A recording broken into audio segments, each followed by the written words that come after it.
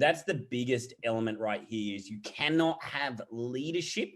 You cannot be a leader unless you have a strong a vision that just makes you leap out of bed and just throws the blanket off of a morning and get really, really excited about what you do. And everyone around you is enthused by that vision. They're bought into that vision. They want to play a part in seeing that vision actualized. Hey, what's up, everybody, and welcome to Masters in Fitness Business Podcast, where you get to stand on the shoulders of giants. And today we go to the continent of Australia. We're bringing you Dan Henderson, the giant from Australia, and he is a giant, ladies and gentlemen. He's been in the fitness industry for 12 plus years, but in that dozen years, he's done quite a bit. I mean, he's got a gym owner. He's bought and sold gyms. He currently owns a gym, Momentum 360. He was one of the founders of Functional Training Institute. They run online and live fitness education, certification courses. And then he's a coach. He runs Dan Henderson Coaching. So the guy is, he's international. And he's really, really good. So I'm looking forward to this conversation with Dan. Dan, welcome to the show. Thank you very much, Jim. Yeah, I'm really looking forward to this as well, and hopefully delivering some value to your listeners. So appreciate you for having me on and appreciate everyone listening out there. Thank you so much for doing so. Yeah. And, it's funny because Dan and I, we know a lot of the same friends, and I've worked extensively with Thomas Plummer, and so has he. But this is, we just recently met. So it was kind of, 6 degrees of separation. So Dan, like I was saying, you've done so much. There's so much that we can talk about, but I feel like I said before we started recording, is that, if we do that, I don't want it to kind of seem like some kind of schizophrenic conversation. So we're going to drill down into, because I know you're doing the coaching business, and that's really doing well for you. And that's kind of where what's kind of lighting your fire right now, so to speak. So I know you have a passion there, and I know we talked about the importance of leadership. So I want to get to those 2 points. But so when people talk about leaderships, it can be such a nebulous term, So when you talk about leadership, what do you mean? Yeah, great. It is such a nebulous term, and people confuse leadership with management, and they're very, very different. So for me, leadership it's a process. So it's not just something that you execute once and it's done. It's a continual process, Jim. It's about extrapolating the potential of everyone around you and having them raise the bar. So really maximizing their effort, maximizing their potential and what they're capable of. And it's towards a common vision. And so that's the biggest element right here is you cannot have leadership. You cannot be a leader unless you have a strong vision, a vision that just makes you leap out of bed and just throws the blanket off of a morning and get really, really excited about what you do. And everyone around you is enthused by that vision. They're bought into that vision. They want to play a part in seeing that vision actualized. That's what vision needs. So for me, you don't have to be a particular way. For a long time, I shied away from leadership because I'm not a charismatic guy. I'm not that guy that, I used to be shit scared to stand on a stage and speak. I'm not the guy that automatically would be charismatic, stand on a stage and have people leading out of the palm of his hand. And that's how I perceived leadership. Yet all through school, then in business, I've been thrust into leadership positions. And it hasn't been until the last few years where I've actually embraced leadership. And it's because I didn't feel like I had to fit into a mold. I could have my own leadership style. And so there's 4 leadership styles, and you don't have to be one of those. You can have elements of each of those leadership styles. But here's the keys to great leadership. Number 1, You have to have a powerful vision. You have to want to leave the world in a better place. You have to want to have a legacy, and everyone around you is excited to be part of that and to see that, progress and grow. That's the first thing. Second is you got to be good with people. That's kind of non-negotiable. Great leaders have to be good with their people. Now, as I said, it doesn't mean that you have to be charismatic or anything like that. Some of the greatest leaders in business are actually sometimes a little socially awkward, but at the same time, they care for their people. They're kind to their people. They help uplift their people to help them achieve more than what they could achieve on their own. So they really are the two hallmarks of great leaders. And it's why I'm very, very passionate about leadership because, you know, 12, maybe 18 months ago, right before COVID, I saw my business plateau and it was just straight line. Like we were not growing anymore. And I had a real look and I'm like, is it the marketing? Is it the sales? Is it my team? And I really looked deep inside. I'm like, no, it's you, Dan. Like your business is a reflection of you and you have not grown as a leader. So it's now time to step up and grow as a leader. And that's where I really just went, all right, I am the leader. I'm not going to shy away from that anymore. I'm going to put my hand up and I'm going to showcase more of those leadership qualities. So for me and my organization, it's been taking responsibility. Like ultimately, the results of the organization, if we're not growing, that's on me as a leader. That is absolutely, and if we are growing, that's on my team.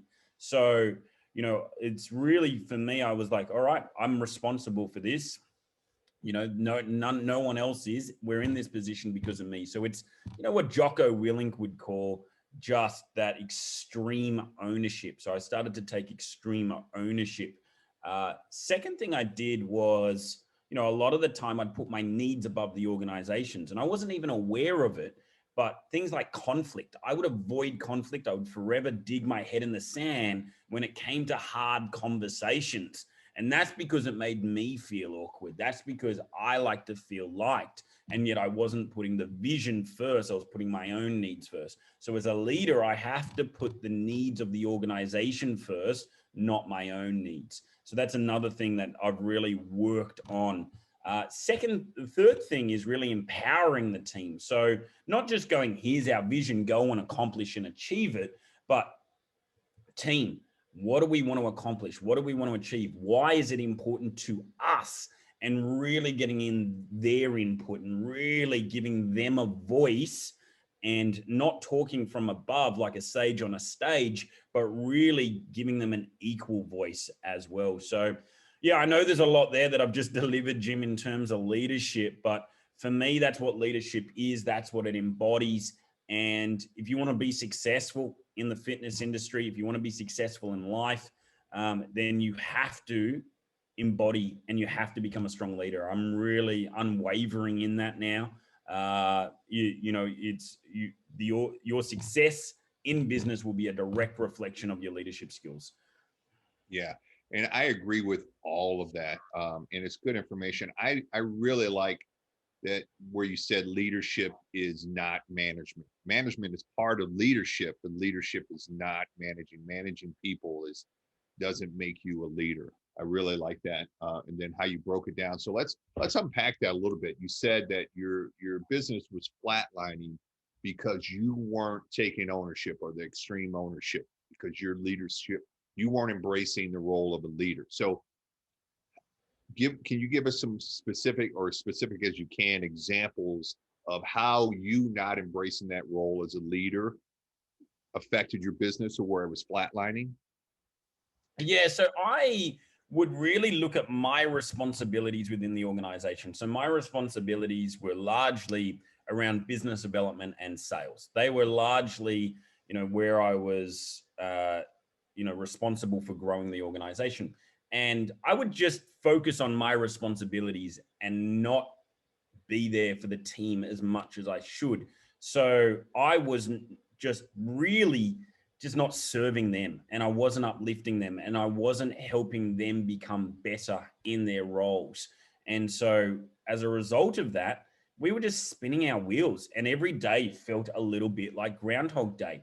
I used to talk about vision and values a lot, and it was important to me, but I hadn't really enthused that into the organization itself. I hadn't given them a say. And another hallmark of a leader is that they create other great leaders. And I wasn't creating other great leaders because I was too stuck in my own world. I was too focused on my role and responsibility, and I wasn't focused on them enough, and I wasn't focused on the vision enough. And so that was a really big insight for me. That was profound. And as soon as I realized that, things started to change. Things started to evolve. But I really had to humble myself. I had to really put my hand up and go, whilst you're doing okay in this space on the business development, you're doing a terrible job in injecting the enthusiasm and telling people about the vision, where we're going, how we're getting there, and getting them just as excited about it. You're doing a terrible job in terms of just inspiring the staff and helping them become better versions of themselves, and empowering them and giving them a voice. And so I started doing that, 18 months ago, really consciously.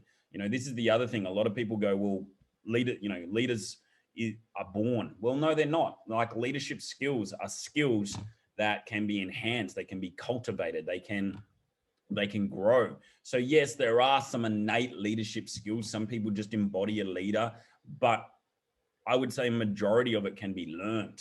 And so I was just like, all right, it's time to learn these leadership skills and stop being so involved in my own world and start really thinking from a much higher place. Yeah, I really like that, and I like how you said empowering the team. I call it creating superstars, Yeah. allowing your team to be superstars. And what you said about um, bringing them into the whole process, where they're part of Mm, the process, helps them kind of buy in and gets them kind of integrated into that vision, like you said, and the work, and they really start to take ownership of the process when you do that. And I think that's the difference between, like you said, managing somebody and being a leader, is creating those other leaders, or allowing your team to shine, and acknowledging that is big huge, time. huge motivation. Yeah. Big time. Yeah. And that was, for me, it was very important. I really now clearly understand the importance of both leadership and management. And here's the thing is, quite a lot of people can be really good leaders but poor managers, and vice versa. They are very different. A lot of the great entrepreneurs that you see are really amazing visionaries. They're phenomenal, like the Elon Musks of the world, the Richard Bransons of the world, the Bill Gates. Amazing visionaries. I'm not sure if they're the best managers, and that's okay, because managers is more about the day to day. What are we doing day to day to get to our vision, and what are the processes and frameworks that we need to have in place? I think I was naturally a better manager than I was leader, and that's why I needed to do more work on the leadership side. Yeah. And I agree with you on their skills, right? Because that's the theme of this podcast, is that I want to help trainers become better business owners, right? Mm, Because most trainers, I'm a great trainer. I open my studio and they'll come, and that's just not the case. And plus, you have to run the business once you open it. So that's a skill set that you can learn. But what you said about leadership, and what I find is that to become a better leader, you have to become kind of introspective. You got to take a look at yourself, so to speak. And I know Tony Robbins says that you should spend more, energy on yourself than you do your business, meaning looking at, like you said, what am I good at? What do I suck at? Where do I need to improve? Am I giving my team everything that they need to succeed? Am I allowing them to shine and become the superstars that I want them to be? Things like that. And that does require your ego to take a back seat, and for you to take a real hard look, have some hard conversations with yourself about what you're doing and what you're not doing. Did you mm. find that to be true? Oh, absolutely. Like, absolutely. And I hired someone to help me out with this process. So I hired someone that is specialized in leadership, and he really held up the mirror, and I had to have a look at the reflection, and I was like, all right, I'm falling short in a lot of ways as a leader. People within the organization, they still perceive me as a leader, even within the industry, but I knew that I was dropping the ball in a number of different areas, and I had to be really open to doing the work. That was the biggest thing for me. I had to put my hand up and go, Dan, like you really like you haven't empowered your team enough. You haven't spent enough time with them. You haven't developed the vision so everyone knows it and is excited and is enthused about it. You're selfish in some ways because you're avoiding hard conversations because you care too much about what people think of you rather than the vision itself. And so I had to look deep inside and go, all of these things are true. And he did a great job of just helping me uncover that. And then now that they're true, what are you going to do about it? Like, how are things going to change now that you've uncovered this? And yeah, I love what you said, Jim. Like, great leaders, you've got to be introspective. You've got to spend a lot of time looking deep within inside. Like, if you're just busy doing, which was me, uh, because I just like to be occupied, then you're going to miss a lot of things. You really are, and you're going to have a lot of blind spots. So you got to ask yourself the really hard questions. Mm-hmm. I like Cunningham's book, The Road Less Stupid, because there's a number of questions in there, again, that you ask yourself to really dig and peel the layers back on the onion and go, okay, this is where I'm falling short as a person. This is where I'm falling short as a leader. And the great thing is it wasn't like you can't be just become a leader in one space without becoming a leader in the others. So I'm like, I'm really, like I could be a better leader as a dad. I could be a better leader as, a husband. I could be a better leader in these other spaces as well. And that's been really empowering. It's a process as well. Like, I'm not there. I'm nowhere even close, but I'm better. I'm further along down the road than I was 18 months ago. And it's a real space that I love right now. I love teaching others about it because I've been through it myself, and I'm continuing to go through it myself as well. Yeah, a lot of that resonates with me because I kind of went through a similar process the last 3 years or so, and I don't know about you, but I know for me there were things that I found out about myself that just don't come naturally to me, or at least didn't. So I had to work really, really hard on them. I mean, one thing was that, like you, for me, I I busy myself. I'm always busy, right? And then things would fall through the cracks, and I would think to myself, "Oh, it's not a big deal. I'm just really busy. They got to understand that." But what I didn't realize is that that was my perception, but they didn't know because I didn't communicate it with them. So they thought, okay, Jim thinks his time is more important than mine, because he just blew me off, just fell through the cracks. So I must not matter. I must not show up on his radar. And that's not what you want one of your team to be thinking. And so I had to change that mindset and realize, I had to look at it through the lens of how do my actions affect the people around me and my team. And so that was really, really insightful for me. Yeah, I really can understand that so well because that was me. And it still is to a degree. My team's always like, "You're so busy, Dan." Like, it's, I know how busy you are. I'd love, don't feel bad about not sitting down with me. And I'm like, no. That's not an excuse, and you're no less important. In fact, quite the opposite. But that's what I'm putting out. So again, it's a work in progress. Two other things that I found that I'm not good at as a leader was, number one, I overcomplicated things. So I would take, simple things, overcomplicate it, and therefore take on too much because I'm like, all right, well, I can't hand this off to somebody else. That person can't possibly deliver, what I want to deliver, how I want to deliver. And so I overcomplicated things and was a poor delegator. As a result of that, I was always busy. So it was this vicious loop. And it's now being aware of that loop and going, all right, well, how can we simplify this? how can we make it easier? And then therefore rectifying it. But again, I wouldn't have been aware of that. And it was actually pointed out to me by one of my leaders. He's like, Dan, I love working for you. I came over here to work with you, but here's two things that you got to work on right now because it's holding us back. It's holding the organization back. And I really appreciated that. It was a real slap in the face, but it was one that I needed.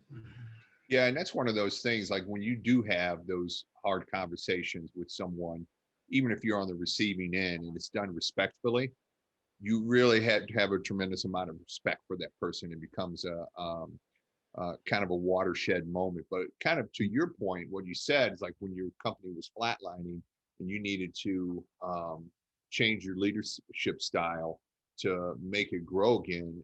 The way I look at it is that, you know, in order to achieve a goal, it takes a certain, whatever your goal is, it takes a certain type of person to achieve that goal, right? So then what I have to ask myself is, this is my goal. Am I the type of person that can achieve that goal? And if I'm not, then I need to work on becoming the person that can achieve that goal, whether that means, you know, changing the way I, you know, look at my team, changing the way I treat my team, changing my outlook, whatever it is, changing my habits, whatever it is, I need to do my due diligence to, so that I can make sure that I'm becoming the person that is capable of achieving that goal. I love that. I think that's, again, a terrific insight because here's the other thing, Jim, is you cannot be a great leader to others if you cannot lead yourself. So leadership needs to start by leading yourself. Are you the best version of you? And, you know, are you doing the deep work on yourself? Are you actually asking yourself the hard questions? Are you actually having some time for introspection and reflection? Are you just cultivating your mind and your body so you can show up as the absolute best version every single day in front of your team? Because if you're not, if you can't even lead yourself, how can you expect to lead others? So again, if you want to become a great leader, look inwards and go, well, how can I be leading myself better right now so I show up better? That's a very important question that I had to really, again, had to look in and go, well, am I doing as well as I can right now in that space? No, I'm not. Let's get better at it. Okay, awesome. And then, so that kind of covers the topic of leadership, unless you got any other talking points you want to add. Look, I would say if some of this resonates, you're listening to this and some of this resonates, then take heed of it. Like really take heed of it. There's some really good leadership texts.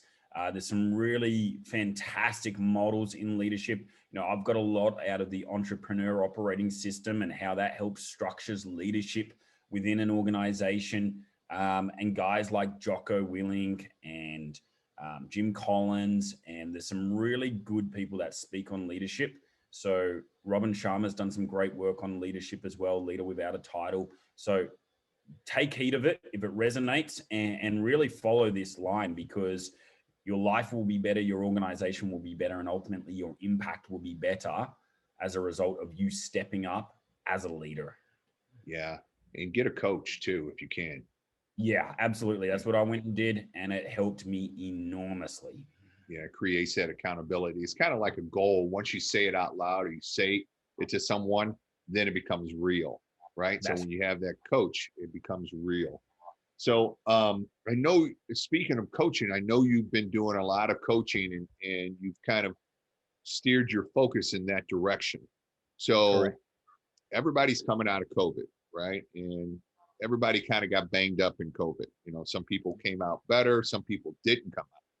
So, of the coaching clients you have now, what are you seeing that they need to be aware of coming out of COVID so they don't make some of the same mistakes that you've seen? Yeah, great question. I mean, I have the fantastic pleasure of coaching well over 100 different fitness business owners, and a lot of my guys are kicking serious goals. Their businesses are far bigger than they were pre-COVID, but the rules of the game have changed in a number of different ways. So I can break it down in a few different categories. So number one, in terms of like client acquisition, lead generation, in the last 6 months, it's become a lot harder to generate leads via paid Facebook traffic with iOS changes, just supply and demand and everything else. This space where it used to be very, very easy with the right strategy is now become a lot harder. And so now that's challenging a lot of businesses because they're not getting the 20 to 30 leads a week that they were when they just put a Facebook ad up. So do Facebook ads still work? Yeah, but you got to work the system a lot better. You've now got to do a lot more indoctrination. You now have to nurture and create audiences that resonate with your message. You need to do a lot more retargeting, and you need to just understand your consumer better than you've ever understood them. You need to enter the conversation in their mind with your marketing, with your videos, with your copy, with your headlines. And that way you're gonna be able to zag whilst everyone's zigging and still doing the same thing. So it still works, but you're gonna have to do a lot more work to derive the same results that you were. In saying that, the other opportunities that have opened up are organic based marketing. So, for a long time, I've been saying content rules, and it does. Engaging content is king. Not just content is king, engaging content is king. And right now, people are becoming really discerning. They're making choices on who they want to work with after doing, quite a little bit of background and actually getting to know the person. The best way to do so is through know, like, and trust. And so you've got to build that relationship. You've got to build the bridge of know, like, and trust through your content, through your messaging. So you need to become really, really good at solving problems through your content. You need to identify your avatar or your prospects' fears and frustrations. You need to be able to speak to them, solve them, and move them towards wants and aspirations. The people that do that build a great audience, they build great relationships, and it's easy to leverage their business off as a result of that. So from a client acquisition perspective, that's some of the changes that I've seen. From a delivery perspective, I think it's just a lot of it is getting smarter in the way that we do things. So just some basic things like in COVID, a lot of people were just living week to week in their businesses. They didn't have prerequisite cash flow. You got to learn from your mistakes. If you didn't put enough behind, start doing it now. Like use a profit first based kind of accounting cash flow system where you start taking money and putting it into a rainy day fund, because there will be more lockdowns. At least down here in Oz, we're going to have more lockdowns. It's inevitable. And so we're going to feel the effects of COVID for a long time yet. I sleep better at night knowing that I've got 3 to 6 months cash flow sitting in the bank. I sleep much, much better. So start putting some money aside for that. In terms of delivery, you want to service your current clients better than you've ever serviced them.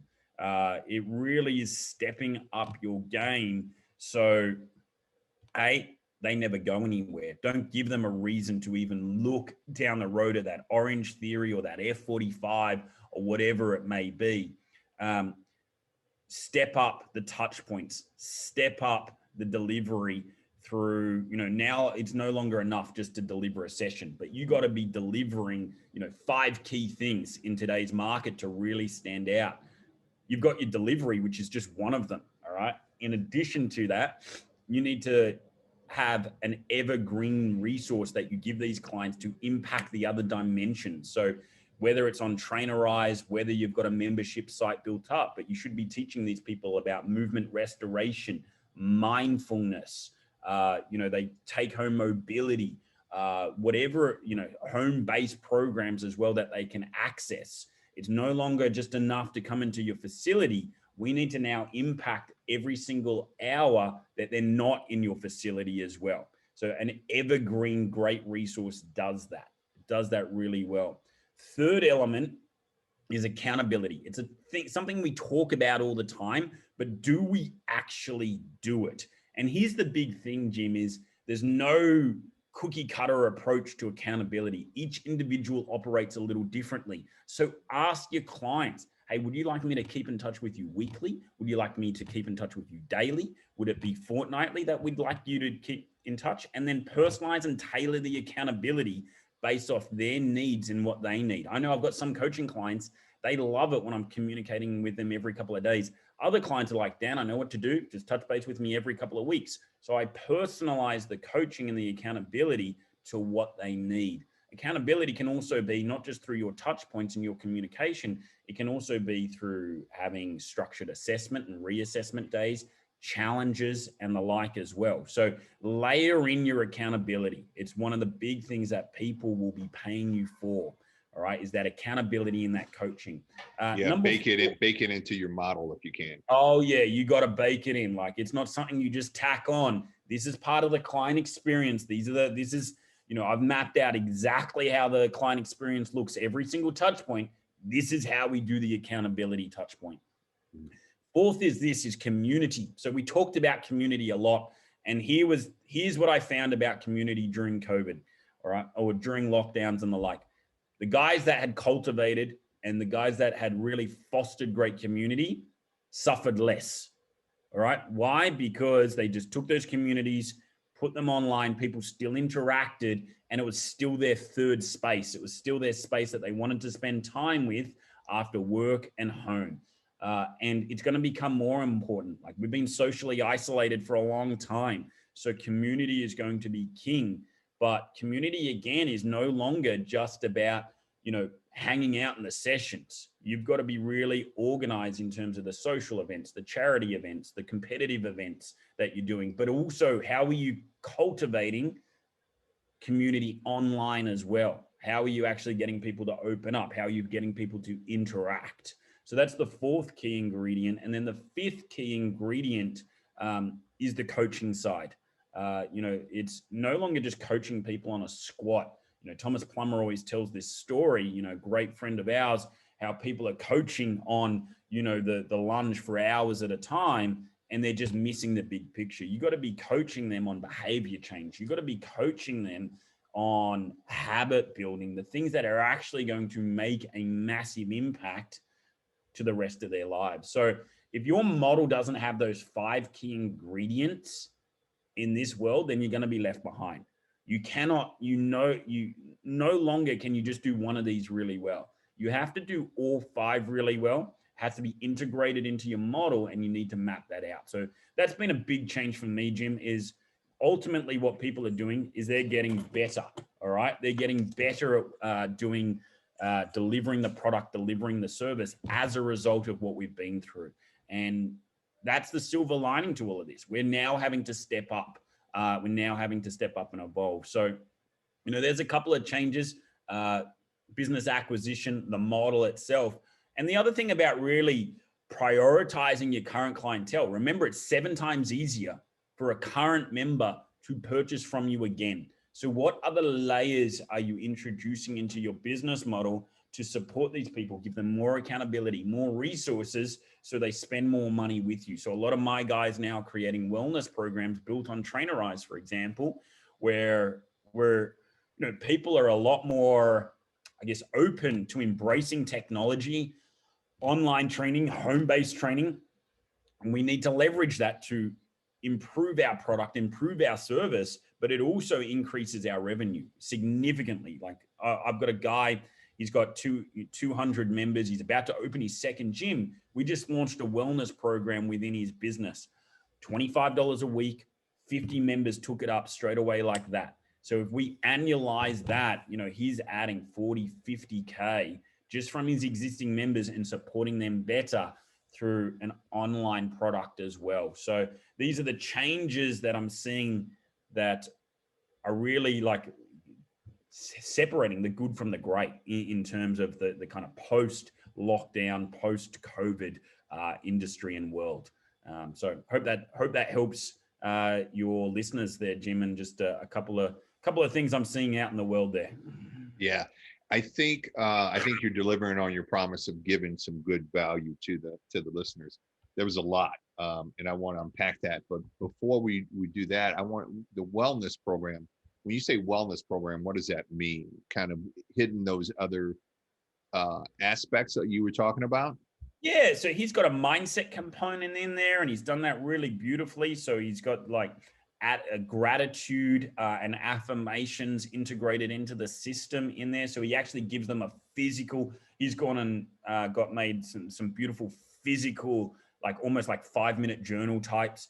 And then what he does is he builds a habit tracker and Trainerize. Have you done your daily gratitude today? And you tick it off. Have you done your daily affirmation? So that's the mindfulness side.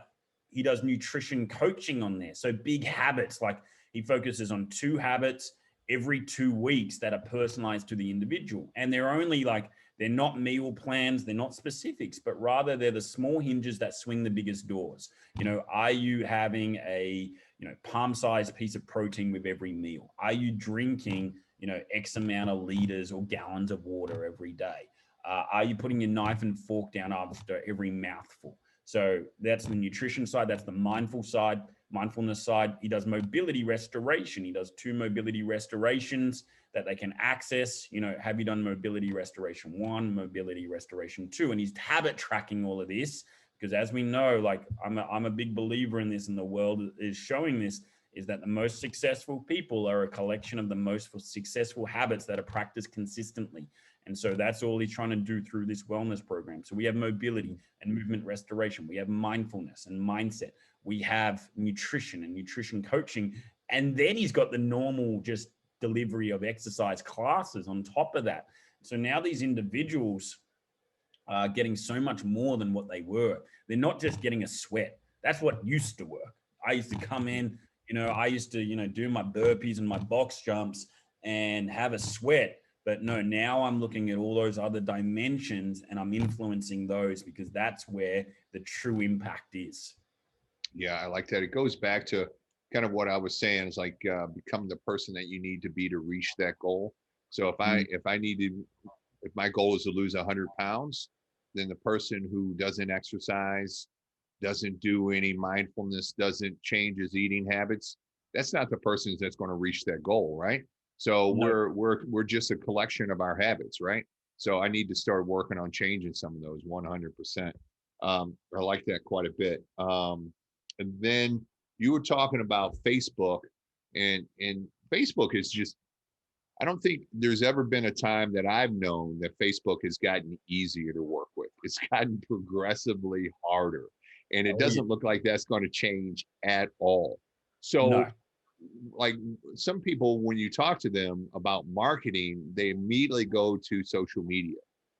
What are some, I know, and I know you mentioned, you got the organic, you got the community, and then you got your referrals.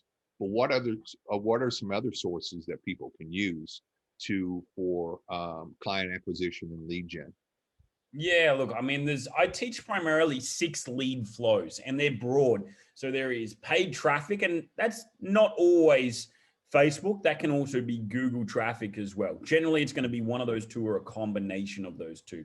Organic is the biggest category because it encompasses so much. So it might be that you create a community group. So, for example, you might go, Austin Health and Fitness, and you just create a community group and nurture that community group with great information, but at the same time you're getting your message out there. So that's, you can do it through a community group, you can do it through outreach as well, which is a lot of DMs and messaging, but done so in a non-sleazy way. And really it's the hallmark of it is great content. So that's the organic side of things. You've got referrals. Now everyone talks about referrals, but do you actually have a quality referral system where you're asking for referrals at key points within the client journey? Because if you're just sitting there and just hoping for referrals and you're going, yeah, referrals are like a good lead source, there's no chance that it's going to deliver consistently for you. It has to be systemized at different points. You have to systemize the ask. There's joint ventures. Now, joint ventures can take place, or networking can take place in many different ways. It might be the local chamber of commerce, business networking international chapter. It could be doing really good JVs with other allied health practitioners, like other, physical therapists, nutrition stores, hairdressers, barbers, you name it. But really becoming like one of the things I say to my guys is you want to become the local celebrity. Like in your suburb, everyone should know you. You walk down the street, the other business owners know you. People walking past know you because you're fostering and developing those relationships. Uh, Number 5, I think we're up to in lead flows, is events. So are you regularly putting on events that make it easy for people to invite, whether these are online or offline? So, it might be charity training sessions, which I'm a big believer of, workshop seminars. It might be, open workouts, bring a friend. It might be training groups for an event, but you've got to be, putting on a whole bunch of events. I say one a month. That makes it easy for people just to come and try you out and experience your community itself. Then number 6 is list building. Like, are you building your email list, your Facebook list through either your community group or lead magnets and the like, so you can nurture, the people on that. And then whenever you need clients, you've got a go-to source. So the bigger your list, the bigger your ability to generate clients whenever you need. But also with that list, are you running regular campaigns? And we teach a lot of different formats on how you do your reactivations of both old clients, old prospects, using things like 5 130s, 9-word blunt posts. Like, these are all little strategies and tactics we use to take the people from consumers of just your content into actually consumers of your product. So they're the 6 lead flows that we teach. There's lots of different elements within each one of those lead flows. But what I say is, really, if you're under $100,000 a year right now, choose 2 and master those 2 really, really well. Then add a third. And once you're after 250,000, then you might add a fourth. And once you're kind of getting up towards the 350 and above, that's when you might add a fifth and a sixth. Don't try to do it all at once. If you try to do all 6 of those, then there's opportunity cost, there's a dilution of resources, and you won't end up doing them well. So less is more. Choose the 1 to 2, and the 2 that I generally will focus on is get really, like, I'm a big believer in paid because it's just the easiest way to do so, but you've got to do it differently and you've got to do it better.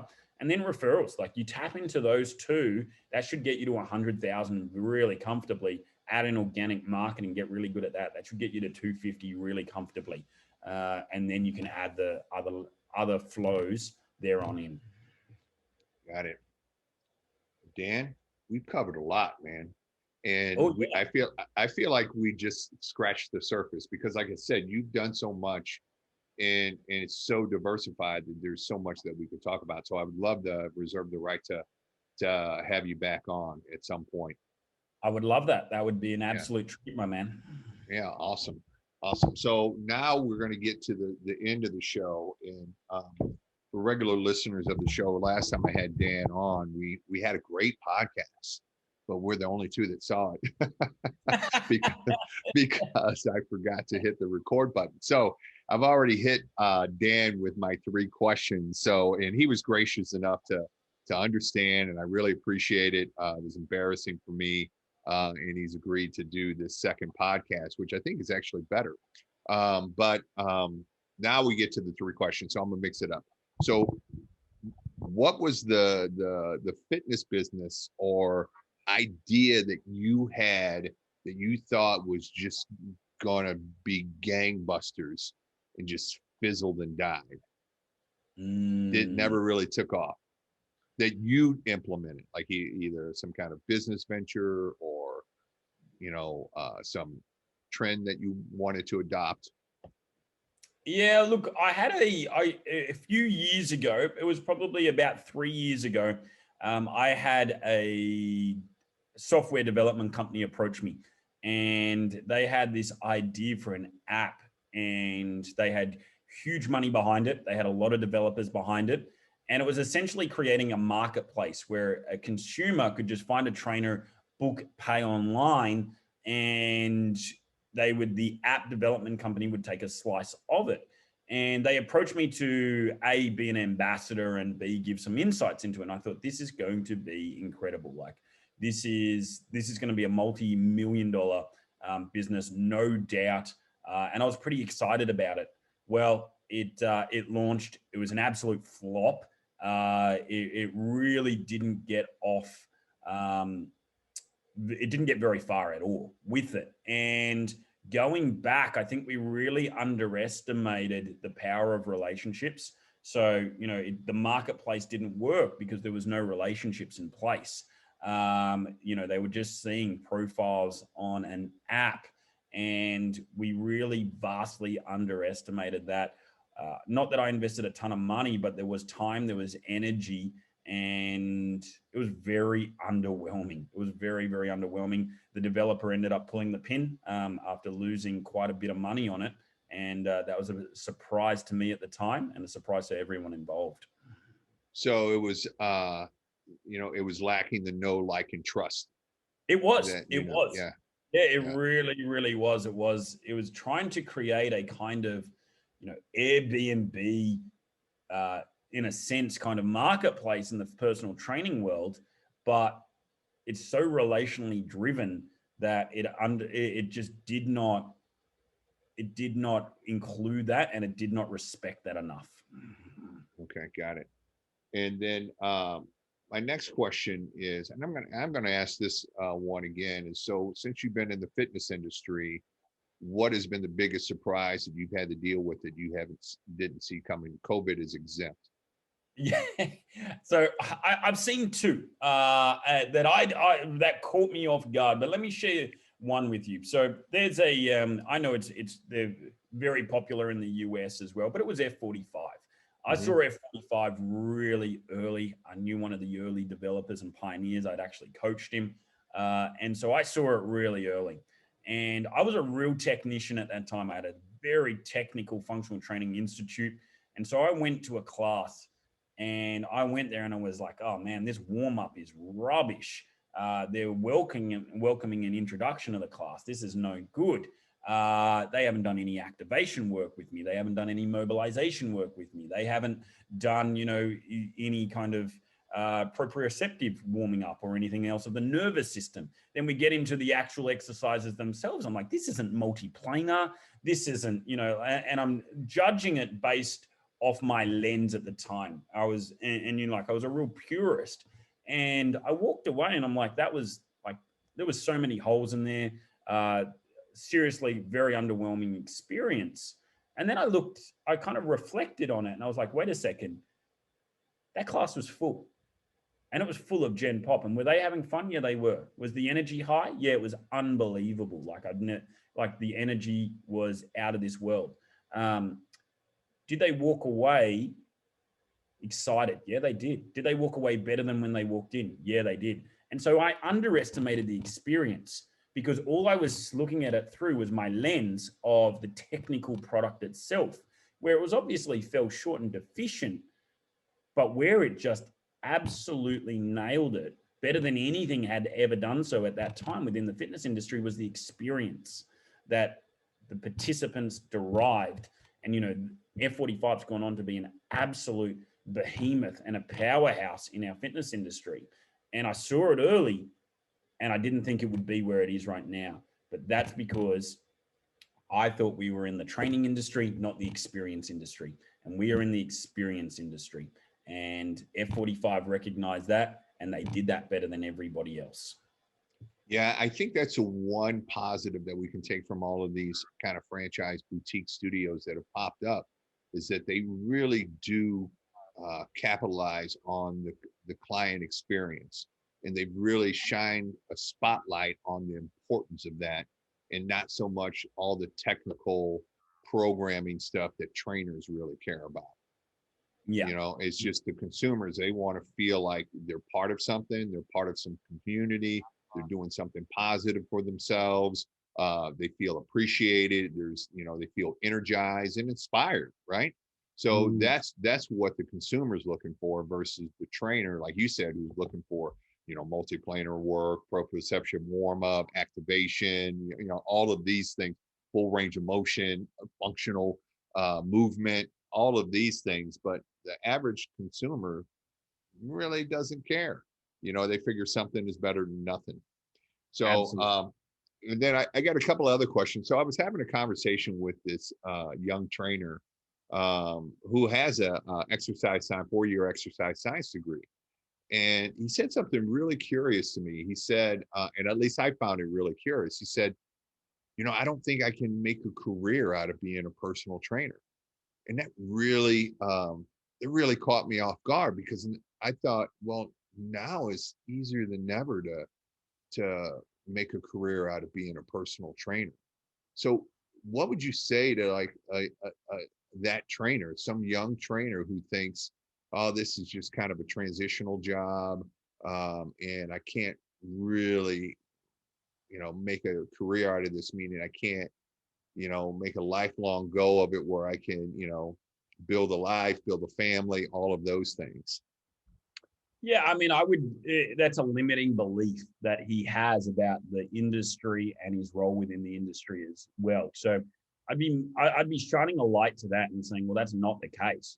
Here's a number of fantastic coaches that have turned this into a real profession. And here's, a sample of their work. I know many, many, many people that have done that and done that really successfully.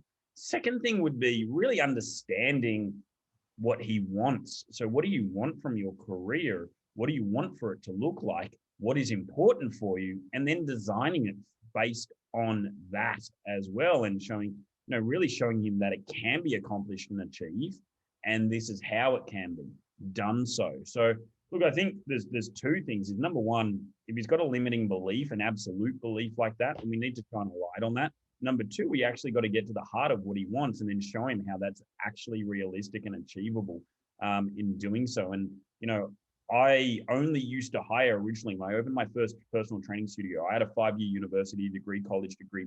I only used to hire university qualified trainers at the time. And that didn't last too long, but that was the case. And a lot of these guys were just really smart, really intelligent, and they ended up creating great careers. Most of them are still in the industry now, and they've learned the value of just delivering a quality product, a quality service. They've learned how to create leverage. They've learned how to do life design, and they do what they love, when they love, how they love, and get paid reasonably well to do so, and have been in the industry for a long, long period of time. So I could completely I could completely kind of show this trainer that that's limiting belief is exactly that. And that if he wants to make this work and if he loves coaching, then this is how he would do so, and show him the way. Got it. I like that.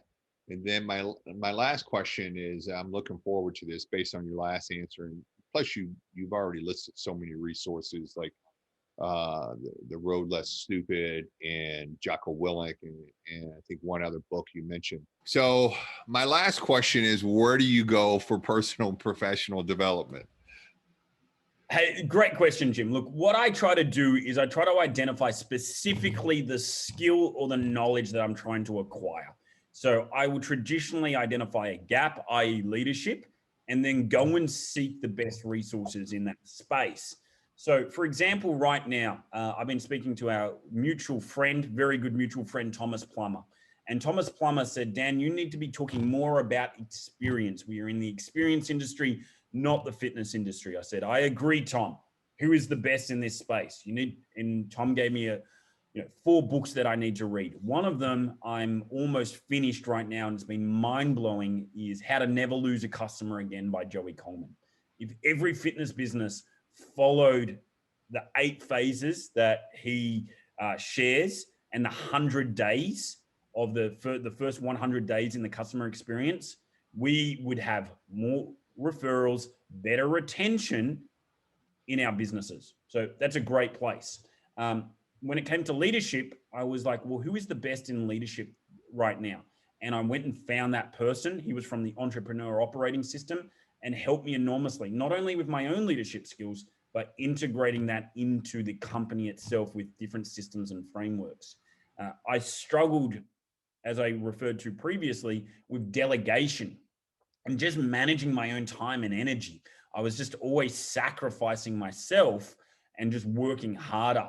And then that's when I heard Craig Ballantyne speak, and he resonated with me. He's had anxiety attacks. He's, just worked himself into the ground. And I was like, that's where I'm going right now.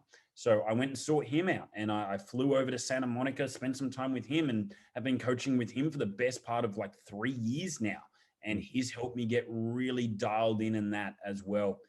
So there, that's my approach to research and learning and resources. But if you just want some really good general stuff, I referred to habits before. Massive believer in habits. You have the most successful habits, you're going to be more successful in every area of life. So there's 3 books that I love when it comes to habits. Number 1 is High Performance Habits by Brendan Burchard. Really profound insights. Number 2 is Atomic Habits by James Clear. If you want to understand behavior change, one of the best books I've ever read. And then the third is one of my favorite books of all time, which is 7 Habits of Highly Effective People by Stephen Covey. So those 3 books, just as a general recommendation for anyone out there listening that just wants to get better in every space, you cannot go wrong there. So yeah, I hope that helps the listeners, Jim. Yeah, thank you very much. And that's very helpful. It's helpful to have like a tactic, right? So that you can really go after it in a targeted manner. I like that quite a bit. So where can people get in touch with you, find out more information, hire you as a coach, all that good stuff? Yeah, awesome. So I spend a lot of time on Facebook. That's where I put out content, at least every couple of days. So I'm under Daniel Henderson on Facebook. There is a lot of us. So have a look out for Mutual Friends with Jim. I'm on Instagram, not as proficient on Instagram, but I'm the coach of coaches on Instagram as well. So they're the 2 best places to get me, but would love to absolutely connect. And if there's anything that I've said today resonates and you'd like some more information or resources, I'd love to happily share those. Yeah, great. So all those notes will be in the show notes. Go to trainerjim.net, click on this episode of the podcast, and the links to contact Dan will be right there. So Dan, thank you very much, man. Like I said, I would love to have you back on because I feel like there's so much that we didn't even get a chance to touch on. So I really appreciate it. As long as we can work it out between schedules and technical difficulties.